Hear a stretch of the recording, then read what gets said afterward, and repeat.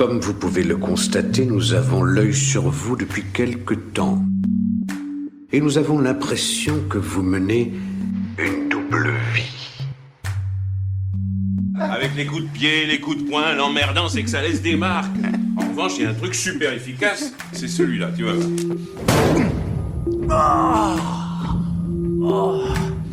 En dernier, la tête. Ça trouble beaucoup la victime. Elle ne sent plus... Ça suffit. Je vais te démonter. Bonjour, je ne vais pas te demander comment tu vas, on connaît tous et toutes quelle sera la réponse. Allons donc à l'essentiel, peux-tu te présenter, avec flamboyance et précision, et avec de vrais morceaux d'inéglige dedans, histoire que je puisse attaquer le marché anglo-saxon, merci. Eh bien, salut. Écoute, moi c'est Anne Fleur Andrely, I am Anne Fleur Andrely. I'm David, the fastest podcast troll east of the Atlantic. Je suis très contente d'être sur ce podcast. Mais tu fais bien, Anne Fleur, tu fais bien. Bon, ça risque quand même de ne pas durer, cet enthousiasme, faut être lucide. C'est un petit peu le train fantôme des podcastories ici. Qui suis-je ? Je suis une Française qui fait des podcasts, je vis aux États-Unis, dans le Colorado, dans les montagnes des Rocheuses. Vas-y, amuse-toi. Amuse-toi. C'est facile à dire. J'ai rien qui vient là. Je reste ferme sur mes appuis et je ne lâche rien. On verra après. Allez, continue. Raconte-moi, le plus rapidement possible, parce que je n'ai pas que cela à faire, j'ai une part de cherry pie et un excellent café qui m'attendent au double. Le thème de tes podcasts ? Bon, clairement, soit tu sélectionnes soit tu déroules le catalogue et, là, prends une chaise, on va s'asseoir un peu, ça risque de durer. Mais non, je vais pas te faire l'affront de te raconter absolument tout ce que je fais, mais en gros, je fais de la production de podcasts. J'ai commencé les podcasts de manière indépendante, initialement avec un podcast qui est toujours actif, dont je m'apprête à lancer la 6e saison, qui s'appelle French Expat, un mot qui fait polémique, mais qui est un débat que j'accueille bien volontiers, et qui en fait dresse des portraits de gens qui sont partis vivre à l'étranger pour tout un tas de raisons possibles et imaginables, et dans tout un tas de destinations autour du monde. Les expats. C'est une catégorie à part, ces gens, y a pas à dire. On peut les situer entre témoins d'une expérience de vie passionnante et, surtout à leur retour en France, insupportable donneur de leçons sur ce qui ne va pas ici. C'est donc le podcast qui m'a permis en fait de me lancer dans ma reconversion professionnelle, et c'est un podcast qui m'occupe pas mal.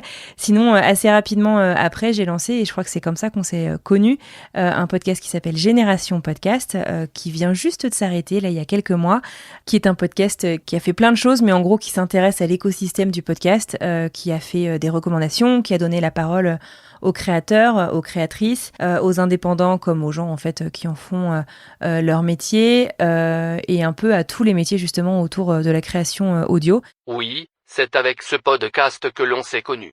Et c'est un terrible dilemme pour moi. Tu l'as arrêté avant que je ne dépose mon CV pour devenir chroniqueur et répandre mon fiel joyeux et, en même temps, un podcast qui s'arrête. C'est aussi un peu de joie dans ma vie de troll podcastique. J'en ressens encore des crises de vertige existentiel, bordel. En plus, Zou, qui est déjà passé ici, était chroniqueur. Et ça, Anne Fleur, ça nourrit une jalousie et un ressentiment digne des meilleurs drama queen king du podcast game. Ça m'a aussi beaucoup accompagnée finalement dans ma reconversion, parce que ça m'a permis d'avoir des conversations assez intéressantes qui m'ont appris beaucoup de choses. J'ai décidé de l'arrêter il y a pas très longtemps pour me consacrer à d'autres projets. Je te fais pas tout le catalogue, si vous voulez voir mes autres podcasts, il y a plein de moyens de les trouver sur Google. Tu t'es professionnalisé dans la production de podcasts. J'espère, d'ailleurs, qu'un jour, ça sera un crime fédéral. Comment cela se passe-t-il ? Tu penses que ton âme immortelle finira en enfer ? Tu arrives à en tirer un revenu suffisant ? Ça paie bien le côté obscur de la bonnette ? Ah, le côté obscur de la bonnette, ça pourrait être un bon titre de podcast, ça aussi. Comment tu trouves des clients.e.s ? Tu vis aux États-Unis, dans le Colorado. Tes stories Insta sont magnifiques et provoquent un sentiment terrible de jalousie chez moi qui me ferme définitivement les portes du paradis. C'est moche. Parle-nous du podcast au pays du tir sur président et de la famille Kardashian. Et dire qu'on me reproche parfois de faire des questions à tiroir et à rallonge, je crois que j'ai trouvé mon maître là. Oh, ça c'est très gentil. J'aime les phrases longues comme un podcast sur le cinéma et cela vient de mon amour de Pierre Desproges, et puis, ça permet de montrer que j'ai du vocabulaire, une certaine virtuosité syntaxique et de l'humour. En toute modestie, cela va sans dire. Alors oui, effectivement, je me suis professionnalisée dans tout ça parce que faire des podcasts et y dédier tout son temps, c'est cool, mais ça paye pas les factures. Je me suis lancée en fait en 2019, d'abord initialement pour le fun. En fait, j'avais fait de la radio dans ma jeunesse pendant mes études. À la base, je suis ingénieure en biomécanique et je travaillais sur les prothèses. Les prothèses quoi et les organes artificiels et en fait cet amour, cet attrait pour le son m'a jamais vraiment quitté. Et en fait en 2019 je me suis rendu compte que le pas technologique pour aller faire de l'audio, il était pas si compliqué. Alors je suis pas ingénieure du son, j'admire beaucoup le travail des ingénieurs du son, je dis pas que c'est pas compliqué ce qu'ils font. Ben quand même, un peu, si. Ouais, ça, c'est un vrai coup bas. Une saloperie gratuite de ma part. Pardon. Moi aussi, yel m'épate les ingé-sons. Mais je veux dire qu'on peut se lancer dans le podcast sans avoir besoin nécessairement d'une formation de 15 ans, quoi. Après, il y a toujours une marge de progression, forcément.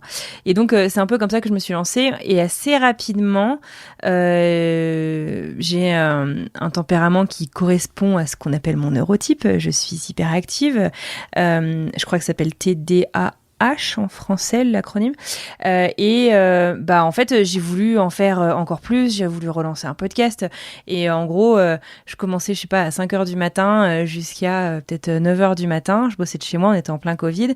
Et puis, ensuite, j'enchaînais sur ma journée de taf. Et puis, le soir, je couchais mon fils. Alors, j'avais plus aucune vie personnelle.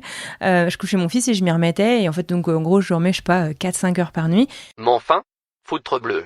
Mais faut pas faire ça, madame. Et en fait, tout ce que je pouvais faire pour créer, pour apprendre, pour progresser dans ce domaine, je prenais. Ce qui n'était pas un rythme de vie hyper sain, je te l'accorde. Faire des podcasts n'est pas sain, tout court. Mais du coup, qui m'a permis de faire pas mal de progrès et de donner un peu du sens peut-être à cet isolement qui était pas facile, qui a été, je pense, pour personne pendant le Covid. Moi, j'ai kiffé. Je n'aime pas les gens. Et donc voilà. Et en fait, à ce moment-là, j'ai atteint du coup assez rapidement finalement la 100aine d'épisodes avec mon premier podcast French Expat. Et en fait, je voulais pitcher à des médias le fait de faire des recommandations écrites de podcasts. Spoiler alerte, ça n'a pas du tout marché. Mais avec un média qui est le média un peu de référence en ligne des Français en Amérique du Nord. Je pitchais le truc, ça prenait pas vraiment, mais mais parle-moi de ton podcast, machin. Je lui dis ouais, bon, j'arrive au 100e épisode, je sais pas trop encore comment continuer à me renouveler et à progresser, à proposer quelque chose de nouveau sans investir massivement d'argent que j'avais pas dans ce podcast, genre avoir, je sais pas, un ingé son, un générique. Et peut-être une prêtresse vaudou pour défoncer la concurrence. Enfin, j'en sais rien. Et là, en fait, tout de suite, le rédac chef m'a dit « Mais pourquoi on ne le ferait pas ensemble ?» Et en fait, c'est pas mon seul client aujourd'hui, mais ça a été le client que j'ai en fait en continu depuis début 2021. Donc là, on est mi-2024. Et qui m'a permis, du coup, de lâcher mon job que je lâchais progressivement, mais un peu douloureusement au niveau financier. Et donc, en fait, ça m'a permis d'avoir un vrai... Ah, tu vas pouvoir te moquer. Un vrai forecast, je sais plus comment on dit. Travail, vice, perversion. Un vrai prévisionnel. Ah, ça, c'est moins drôle. En gros, je savais que ce client tomberait tous les mois, que je gagnerais tant tous les mois, et il n'y a pas eu un mois en fait sur lequel il m'a fait défaut. Et donc voilà, ça m'a permis de me lancer de manière un peu plus sereine. Ouais, que ça Pellerio. Du racket. Après, je crois que le podcast, je suis désolée, c'est une réponse un peu à rallonge, mais le podcast Génération Podcast dont je parlais sur l'écosystème du podcast, en fait, c'était pas du tout réfléchi comme tel. Moi, c'était plus un outil d'apprentissage pour moi que je faisais presque égoïstement et que je mettais à la disposition des autres. Mais en fait, ce podcast m'a permis de faire du référencement, du SEO. Et en fait, donc, j'ai eu mes premiers clients qui m'ont contacté de manière organique, donc sans aucune prospection, courant 2021, en me disant « Ouais, j'ai tapé podcast France-US » ou j'ai tapé... Enfin bref. Et j'ai eu plusieurs institutions, en fait, plusieurs universités qui me sont tombées dessus et que j'ai pu servir comme client. Et Génération Podcast m'a amené, en fait, je pense... 75%, ouais, je pense 3 clients sur 4 de ce que j'ai. Puis il m'a permis aussi de faire du réseau. Donc les clients que ça m'a pas apporté directement, ça me les a apportés indirectement avec des rencontres que j'ai pu faire aussi. C'était quoi tes autres questions ? Faut suivre un peu, là, Bloody Hell. Le podcast américain. Écoute, le podcast américain, je sais pas, j'en écoute pas mal. J'avoue avoir fait une pause d'écoute de podcast là pendant quelques mois, en fait parce que j'avais besoin de vider un peu mon cerveau pour revenir et être vraiment beaucoup plus créative, parce que finalement en fait je trouve qu'à écouter beaucoup de choses du médium concret, en tout cas moi du coup j'avais tendance peut-être à trop m'inspirer de ce que j'entendais et j'avais un peu de mal à sortir de ma bulle. En fait je te parle, je sais que tu vas te foutre de ma gueule de ce que je te raconte, mais c'est pas grave. Tu as entendu ce bruit ? Eh bien, c'est le bruit de mon cœur que tu viens de briser. C'est moche ce que tu viens de faire. Je trouve ce que tu me racontes intéressant et, paf, tu m'envoies une balle de Colt en plein cœur. C'est l'esprit du Colorado, ça. Tu as changé, Anne Fleur. Tu as changé. Et donc voilà, ouais non, j'écoute des podcasts. Aux États-Unis, je pense que c'est un peu plus dur de faire d'émerger si tu as un podcast trop généraliste sans avoir une communauté en amont, une communauté qui soit en ligne, une newsletter, un journal, enfin j'en sais rien, mais parce que le marché est énorme quoi, il y a 360 millions d'habitants aux US. Les gens écoutent beaucoup de podcasts, mais il y a l'offre est complètement hallucinante en fait. L'enfer. Ce qui marche beaucoup, c'est encore beaucoup les talk shows. Moi, un format que j'affectionne tout particulièrement, c'est un format que j'ai développé avec ma pote Anne-Claire Leca dans un podcast qui s'appelle La Demande, qui parle des demandes en mariage qu'on a sorti pour la Saint-Valentin cette année d'ailleurs, et que j'ai découvert, enfin qui est repris dans pas mal de podcasts aux US, mais dont un que j'adore, qui me fait beaucoup rire, qui traite de politique, qui traite de pas mal d'aberrations finalement des États-Unis, un pays, je suis devenue américaine, hein, j'ai la nationalité, un pays que j'affectionne beaucoup, mais qui me rend dingue aussi. Ce podcast s'appelle I Have Had It, donc en gros, j'en ai jusque-là un peu. Et c'est une succession de coups de gueule, mais c'est hyper feel good. Je ne saurais pas trop comment, je suis très très mauvaise vendeuse de ce concept, mais voilà, c'est un podcast qui me plaît beaucoup. Du troll bienveillant, quoi. C'est la spécialité de la maison. Après, je crois que les questions que se pose la communauté podcast, de ce que j'ai vu la dernière conférence à laquelle je suis allée, c'est encore et toujours, on cherche un business model, on cherche la rentabilité. La rentabilité. Le business model. À la fois running gag et syndrome de la tourette du podcast game. On voit que les plus gros studios écrèment quand même régulièrement. Ils investissent puis ils écrèment leurs effectifs. Donc pas évident en fait de bosser dans un milieu qui marche. Comme marche un miroir aux alouettes. Je sais pas, le chiffre pour le coup il est pas du tout sourcé, c'est une pure estimation sortie de mon chapeau, mais j'en sais rien, plus de 2/3 en freelance. Enfin, on a l'impression qu'il y a que du freelance et du coup c'est pas évident. Encore un secteur économique brisé, donc. Et puis sinon je sais pas. L'année dernière, la grosse question c'était comment intégrer l'IA et faire de bons podcasts. $1 million question. Cette année, on a beaucoup parlé d'intelligence artificielle encore.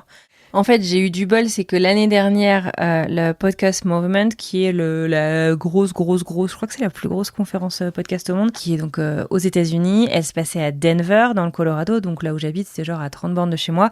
Donc j'ai pu y aller sans investir des milliers et des cents, parce que les conférences aux États-Unis, c'est méga cher. Je crois que rien que l'inscription a dû me coûter, sachant que je l'ai prise genre 1 an à l'avance, donc en méga early bird, comme ils appellent. J'ai dû payer 350 balles. Enfin, c'est un gros budget.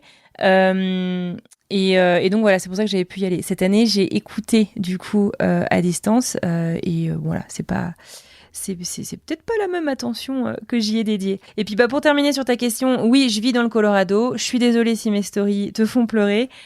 S'il te plaît, ne sois pas trop médisant. J'aimerais bien te retrouver au paradis. Non, je rigole. Enfin, je rigole pas, j'en sais rien. Le paradis, l'EHPAD de la bienveillance. Jamais. T'entends ? Jamais. Ouais, non, le Colorado, c'est canon en fait. C'est un état que je connaissais pas très bien. Moi, j'ai vécu pendant 10 ans sur la côte est à Boston. Ça n'a rien à voir. Ici, c'est nature à gogo, faune, flore. Les gens sont hyper zen. Tu m'étonnes. Avec toute la bœuf qui est produite et consommée, ils seraient zen même en plein milieu de l'apocalypse. C'est cool. Franchement, j'adore. Tu as commencé à écouter des podcasts en France ou aux USA ? C'est quoi un podcast réussi pour toi ? Quels sont tes podcasts de référence ? Et bim, 3 questions, en rafale. Mais quel tireur fou! Ouais, j'ai commencé à écouter des podcasts alors que je vivais déjà aux États-Unis. Moi, je vis aux États-Unis depuis 2007, donc ça fait un petit moment. Je me souviens que je galérais de ouf, en fait. Pour moi, un podcast, initialement, quand je faisais de la radio, c'était un replay, en fait. C'était le mot qu'on donnait au replay, mais c'était en 2006-2007. En fait, je me souviens que je galérais de ouf ça devait être en, 2017. Donc, assez tard, hein, finalement, par rapport au gros boom des podcasts aux États-Unis. Moi, je suis arrivée grave après. Je suis pas du tout à la mode. En fait, j'avais une copine qui avait été interviewée dans un podcast et je m'étais dit je vais écouter quoi, ça va être cool. Et puis j'avais galéré. Mais comment ça, faut que j'installe une nouvelle application. Enfin, genre la mamie complètement à la ramasse quoi. Mais je m'étais dit que c'était assez sympa parce qu'en fait, l'aspect conversationnel, même entre potes. On arrive en fait à découvrir plein de choses finalement sur les gens qu'on connaît bien ou qu'on croit connaître parce que il y a un angle de conversation, il y a des interrogations, il y a un intervieweur qui vient en fait avec son bagage lui aussi et j'avais beaucoup aimé. Après, en fait, assez rapidement, j'ai découvert Serial, donc qui est le gros boom du podcast aux États-Unis, enfin le boom, je dirais, commercial, l'adoption massive du podcast. Donc ça date de 2014. Moi, je suis arrivée en 2017, donc voilà. No comment. Et puis, je suis devenue maman en fait fin 2018, et là, je suis devenue addict au podcast. Et soudain, c'est le drame. Parce que, en fait, voilà, j'avais un bébé dans les bras tout le temps. Et mon cerveau d'hyperactive se faisait chier. J'adorais le temps que je passais avec mon fils, mais moi j'ai besoin d'être multitâche, j'ai besoin de faire plein de trucs en même temps. Je sais pas, je trouvais que apprendre de manière passive finalement, parce que je me mets un truc dans les oreilles, j'ai pas besoin d'aller chercher le lit, enfin je sais pas, ça m'avait complètement transcendée. Je me suis dit mais c'est ouf, c'est génial.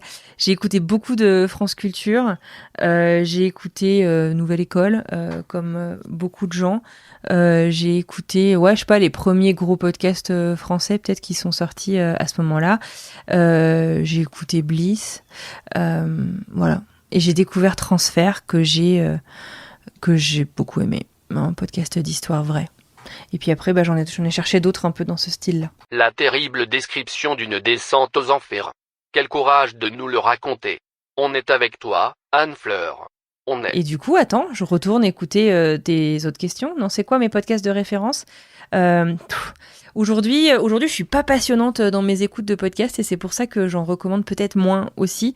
J'ai une newsletter de recommandations de podcasts et c'est vrai que je suis beaucoup moins régulière dans mes envois parce que je veux pas me forcer à envoyer des trucs qui m'ont pas subjuguée quoi. J'adore le format documentaire, le documentaire un peu immersif. J'adore le taf de Hervé Obolt de Travail Soigné. J'adore son taf en général dans tous ses podcasts d'ailleurs. Il a une attention qui donne aux détails qui est assez merveilleuse. Récemment, j'ai recommandé, je suis pas sûre du titre, Mansour, Où es-tu ? Où es-tu, Mansour, un truc comme ça, sur Friction, de Laura Taouchanoff. J'écoute beaucoup de podcasts d'actu, parce que c'est un peu mon travail actuellement. Je sais pas, le podcast du Monde, L'heure du Monde, le podcast du Parisien, Code Source, même le podcast de BFM TV, le titre à la une, ça doit être mes gros podcasts en français d'actu que j'écoute. J'écoute beaucoup le Daily, qui est en fait un peu le podcast dont tous ces podcasts d'actu se sont inspirés, qui est en fait le podcast du New York Times, donc en anglais. Et puis un indépendant que j'aime beaucoup qui s'appelle First Thing Pod, donc le podcast First Thing, en gros c'est le premier truc que tu fais le matin quoi, qui est par Kevin Mano, que j'aime beaucoup. Très rapidement en fait il te donne les titres et c'est assez sympa. En fait, vivant à l'étranger, je trouve que j'ai toujours cette frustration de j'ai envie de savoir ce qui se passe dans le pays où je vis, mais j'ai en fait aussi toujours besoin identifié par moi, hein, c'est pas grave, mais de savoir ce qui se passe d'où je viens. Voilà.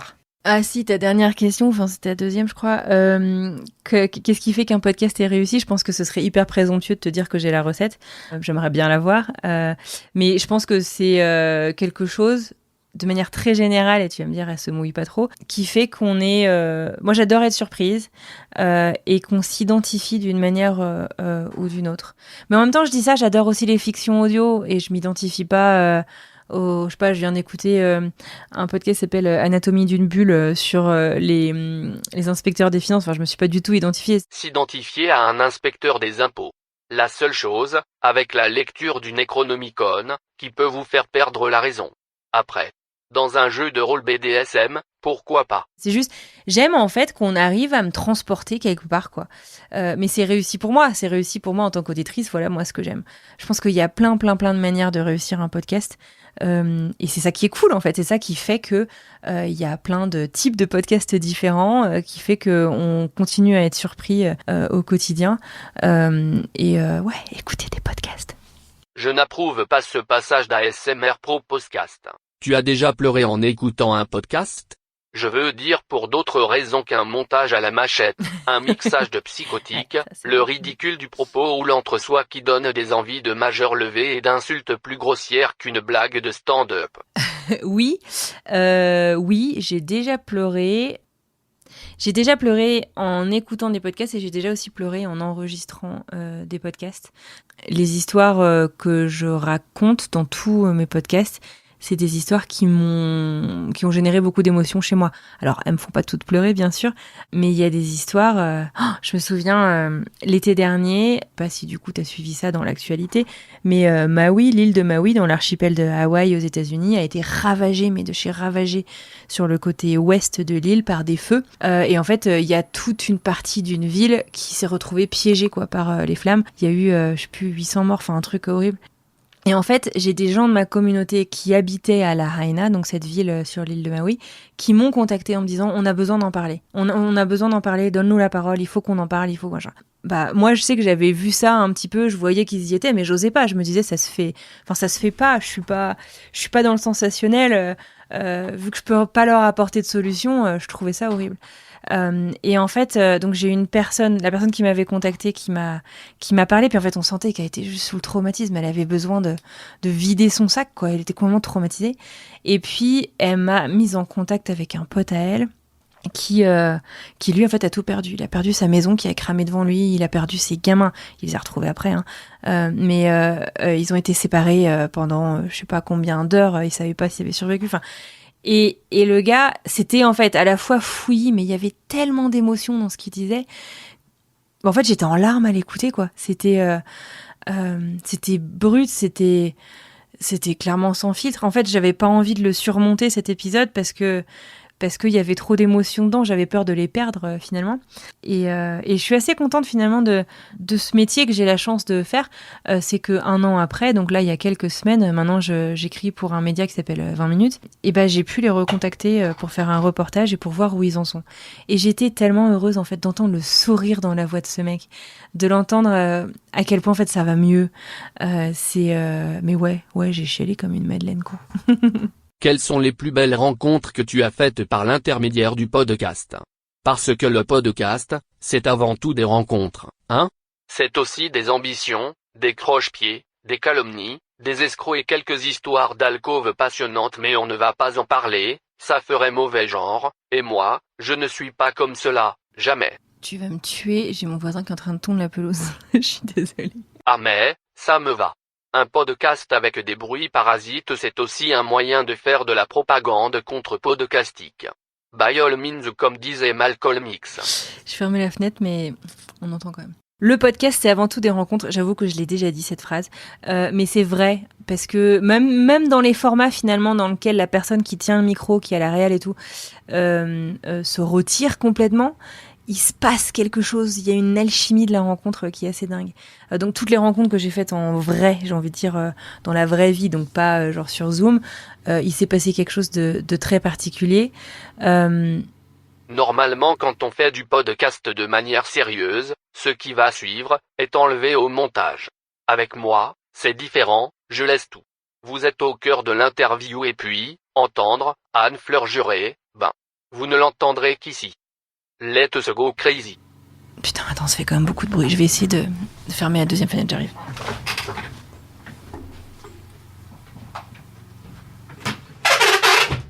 Ça pique, hein? Oh là là que ça pique. Bah voilà. Bon, je te laisserai couper, hein. Compte sur moi. On peut toujours compter sur moi, tu sais. Mais donc, ouais, non, il se passe quelque chose d'assez fort. Une nouvelle preuve que l'on peut compter sur moi dans 5, 4, 3, 2, 1. Ignition. Putain de chaise de sa race. Oh, je suis désolée. Tu vas voir un petit peu de montage. Enfin, je vais essayer de te le couper, mais bref. Tu ne l'as pas fait. Erreur fatale. Qu'est-ce que je vais te dire là-dessus ? Des trucs intéressants comme depuis le début de cette interview, chose trappe. Des rencontres, oui, à fond. Je te parlais d'Hervé Obold, c'est devenu un ami. Et c'était vraiment juste un auditeur de Génération Podcast qui m'a fait découvrir son travail. Donc je suis tombée amoureuse de son travail, hein, pas d'Hervé. Mais voilà, quoi, des belles rencontres. Samia Basile en France. J'ai pas rencontré beaucoup de gens en personne en France. Pour une raison évidente, c'est que j'y habite pas et j'habite assez loin. Vincent Zuresco, bref, des rencontres très chouettes. Et puis sinon, finalement, en fait, c'est dans l'écosystème ici. Je pense à Kelly du podcast Fille Expat, qui est une nana qui est hyper engagée pour... Ah putain, comment tu dis ça ? Empower, empouvoirer.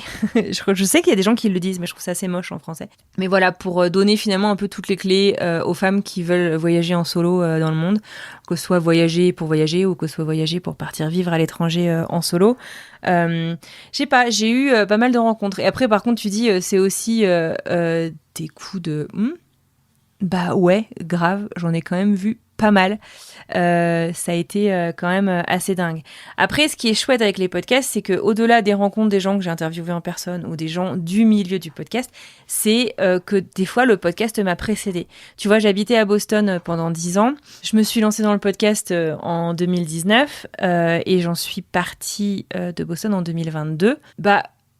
C'était quand même une période compliquée. Boston, en plus, a été très confinement à fond pendant longtemps. Les gens sortaient pas, même en 2022 encore.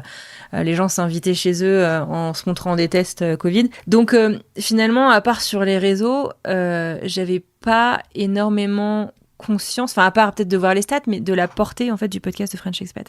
Et quand je suis arrivée dans le Colorado, donc l'été 2022, je suis allée genre... à 2-3 rassemblements de Français, de rencontrer du monde, c'était sympa. Avec mon prénom, en même temps, je passe pas inaperçu, on n'a pas 15, des Anne-Fleur. Et en fait, j'ai eu plusieurs personnes qui m'ont fait « Ah, mais t'es Anne-Fleur ?» Bah oui. « Mais t'es Anne-Fleur de French Expat, mais je t'écoute depuis des années, mais j'ai adoré ça. » Et en fait, ça a été complètement... ouais, je sais pas, choquant en fait de se dire ah mais en fait il y a des gens qui m'écoutent. C'est débile, je sais, je vois bien les chiffres, je sais qu'il y a des gens qui m'écoutent, mais en fait de passer cette frontière et de voir mais qui sont les gens qui écoutent ce podcast, et ça a été je sais pas, ouais, très énergisant. Bon, tu prendrais presque la grossette, mais enfin pas non plus quoi. T'inquiète, je suis là pour recalibrer les melons.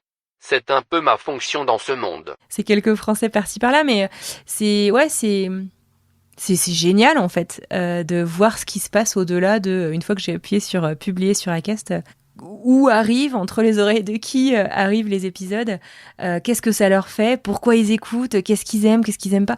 C'est hyper précieux en fait. Donc ouais non, les Français du Colorado, une super belle rencontre. Comment tu vois l'avenir de ton travail, de tes podcasts ?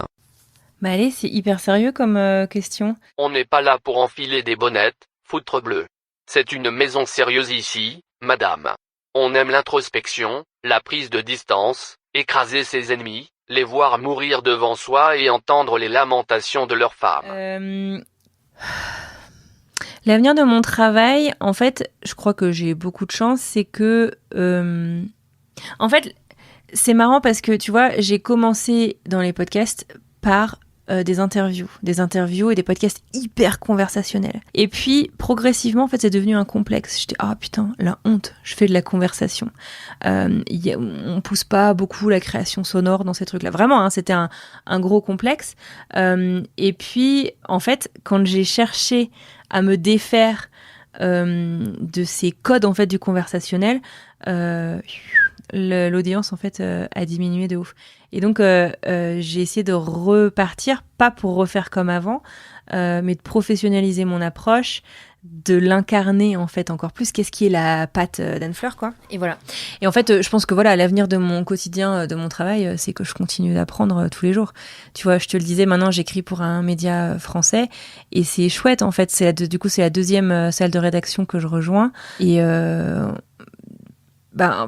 c'est recevoir une blinde de conseils sur l'écriture, sur tes angles, c'est vraiment ça qui m'anime en fait, c'est bien raconter des histoires en fait, réussir à embarquer les gens comme on m'embarque moi par des histoires, que ce soit à l'écrit, à l'audio, à la télé. J'avoue que le format vidéo aussi me fait un peu de l'œil, même si je sais que c'est pas très populaire d'en parler dans le monde du podcast. C'est surtout que ça va meloniser certains égos et que l'on va perdre l'intimité du son. On va chercher l'émotion de l'image, l'émotion de l'instant, on va faire du Léa Salamé, tout ça pour plaire à la génération TikTok. Je suis dubitatif, comme tu le vois. Enfin, comme tu l'entends plus précisément. Ça veut pas dire que je veux mettre tous mes podcasts en vidéo, mais le docu vidéo est un documentaire, enfin un format qui me branche bien, quoi. J'aimerais bien passer un peu de temps à apprendre tout ça. Voilà, donc voilà comment je vois tout ça, en tout cas pour moi personnellement. Comment arrives-tu à garder l'enthousiasme et la curiosité? T'as vu, je sais être sérieux. Faut pas croire que je ne suis qu'un troll de bas étage. Alors il y a deux choses dans ta question, l'enthousiasme et la curiosité. La curiosité, en fait, je fais pas semblant. C'est il y a des sujets que j'ai déjà traités, qu'on me demande de refaire. Si j'arrive pas à trouver une approche originale, ça me gonfle. Et je pense que le podcast, pour le coup, plus que d'autres formats d'écriture, de narration, on peut pas mentir. Enfin, je veux dire, avec la voix, tu vas l'entendre assez rapidement si je fais semblant, si je suis pas intéressée. Enfin, je veux dire, je suis pas actrice, moi, je fais des voix off, mais je suis pas actrice. Donc, ouais, non, faut vraiment que ça me branche, faut que moi j'ai des questions, faut que ça me sorte du lit le matin. Si le jour où ça le fera plus, je pense qu'il sera temps d'essayer d'autres choses, parce que je me ferai un peu chier. Et puis, par contre, l'enthousiasme, tu l'entends, je pense que c'est mon naturel.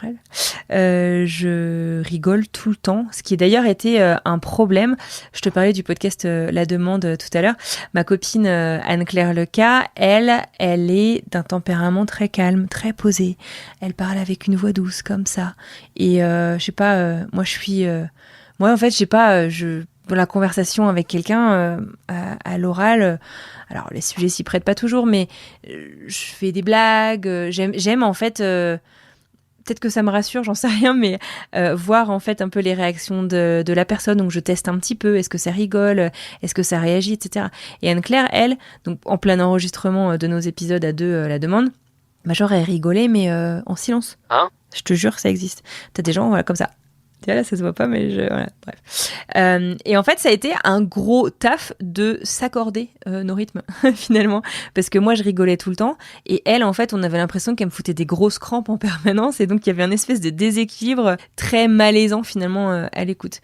Donc, il a fallu la chatouiller un petit peu. Puis moi, il a fallu que je calme mes ardeurs. Et finalement, ce truc qui est très conversationnel, il a fallu le monter aussi pas mal pour resserrer les blancs pour que ça fasse un peu plus naturel. Mais donc, ouais, non, je pense que je suis assez enthousiaste de nature. Je suis quelqu'un qui aime rigoler. On se fait chier quand on rigole pas. Voilà. Donc, et puis, c'est le conseil numéro 1, tu vois, qu'on m'avait donné quand j'ai commencé à faire de la radio. C'est le sourire s'entend. Et c'est vrai. On te voit pas, mais mais on voit si tu tires la gueule, on voit si la journée est compliquée. Enfin, on l'entend, pardon. Alors que, ouais, voilà, je sais pas, je pense que t'entends que là, je souris, je suis heureuse. La vie est belle. C'est pas faux. Et je suis très contente de t'avoir raconté ma vie. Je suis désolée, je suis pas très rigolote par contre. Mais je suis très contente d'avoir fait ce petit bilan avec toi. Alors. 1. Tu es très intéressante. 2. On n'a pas besoin de sortir une vanne toutes les 15 secondes pour être drôle et sympathique, je te rassure. 3. Je trouve cet entretien très plaisant et on doit être plusieurs à le penser. 4. C'est un mix entre le confessionnal et le divan ici, tu as remarqué? À ton tour de t'impliquer, quel podcast tu rêves de démonter? Évite de dire les tiens, c'est trop attendu. Eh ben, j'en ai parlé, j'ai parlé de lui et de ses créations sonores incroyables que je surkiffe. Je vais envie de te dire Hervé Obold avec un de ses podcasts Travail soigné. Tu es quelqu'un d'authentiquement sympathique et bienveillante mais, là, Anne Fleur, passe de l'autre côté, lâche-toi, laisse ton côté sombre parler, dark side is better. Mais moi, je suis gentille. Je suis une vraie gentille. Enfin non, oui, je t'ai dit que j'avais eu des coups de pute dans le milieu du podcast, mais j'ai envie de dire que c'est le reflet de la vie normale. Non, écoute, moi, je sais pas faire du dark. Je sais pas. Tu vois, on a tous nos talents. Toi, t'en as là-dessus. Moi, pas du tout. Oh, ça c'est gentil. J'étais contente en tout cas. Tu m'as bien fait rire avec tes questions. Alors merci. Et puis, moi, je me souviens comment je t'ai découvert. C'était... je déteste les podcasts, quoi. Et tu m'as bien fait rire. Je rougis, bordel. J'aime bien ce format qui était aussi assez court et quotidien. Hein, c'est ça, c'était quotidien au début. Aléatoire, surtout. Donc voilà, en tout cas, continue comme ça. C'est un format hyper original, finalement, je trouve, pour découvrir des gens. On aurait dû s'associer quand je faisais Génération Podcast. Ça aurait peut-être permis de faire continuer à faire vivre ce format. Ne remue pas le couteau dans la plaie, Anne Fleur. Au rage, au désespoir, au arrêt ennemi. En tout cas, merci infiniment et puis à bientôt. See you soon, comme tu dis. Bisous. Tu peux me remercier d'avoir sacrifié quelques minutes de mon précieux temps à parler de toi. Merci. See you soon.